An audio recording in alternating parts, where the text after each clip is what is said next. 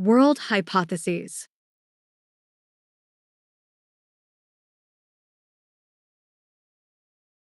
From Wikipedia, the free encyclopedia. World Hypotheses, A Study in Evidence by Stephen C. Pepper, 1942, presents four relatively adequate world hypotheses, or worldviews or conceptual systems, in terms of their root metaphors: formism, similarity; mechanism, machine; contextualism, historical act; and organicism, living system. In World Hypotheses, Pepper demonstrates the error of logical positivism, that there is no such thing as data free from interpretation, and that root metaphors are necessary in epistemology. In other words, objectivity is a myth because there is no such thing as pure, objective fact.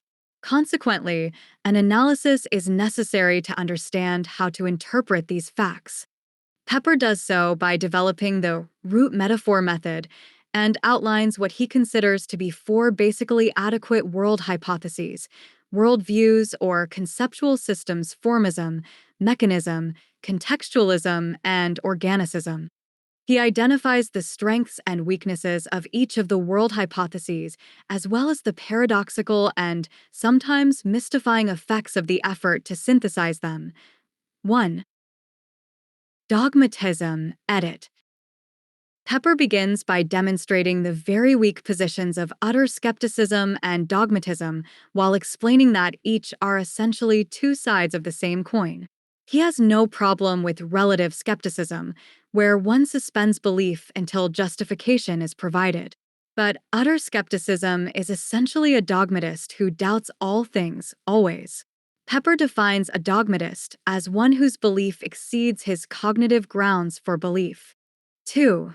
If neither position of utter skepticism and dogmatism are cognitively justifiable, then knowledge about the world will be somewhere in between, specifically between common sense and refined knowledge. Evidence, edit. There is a tension between common sense and refined knowledge. Common sense is ubiquitous and ever-present, and therefore gives a strong sense of certainty. But once you reflect upon common sense, it is no longer common sense and has moved into the realm of refined knowledge.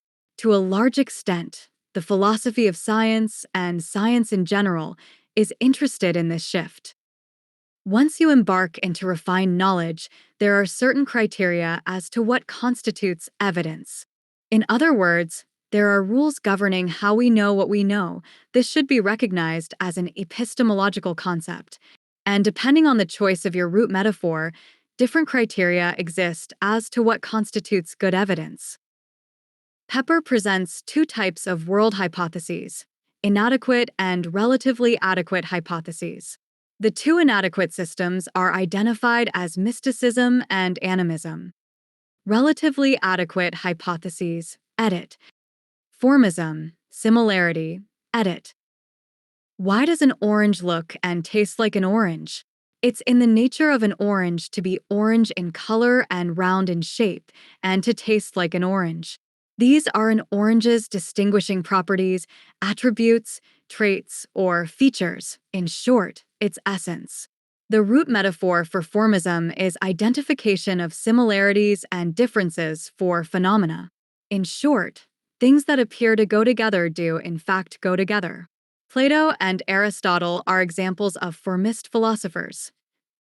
Mechanism, machine, edit.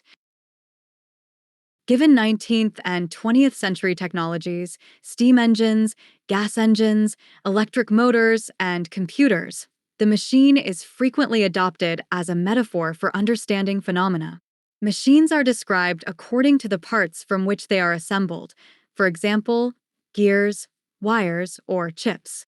Machines remain at rest until energy is supplied from outside. The root metaphor of mechanism, philosophy, is identification of the parts and processes and their response to stimulation from the environment. Mechanistic philosophers include Descartes, Thomas Hobbes, John Locke, and David Hume. 6. Contextualism, historical act, edit. Historical events, an election, revolution, or war, have no significance when considered in isolation.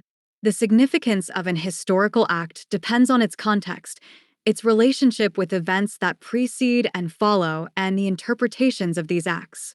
The historical context, or contextualist, metaphor is selection among events, contexts, and interpretations and weaving these into coherent and meaningful histories.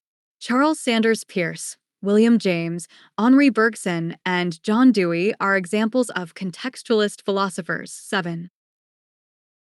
Organicism, living system, edit. We are immersed in a biological world of living organisms, both plants and animals, including ourselves. Living organisms are organized, self-regulating, and actively functioning systems.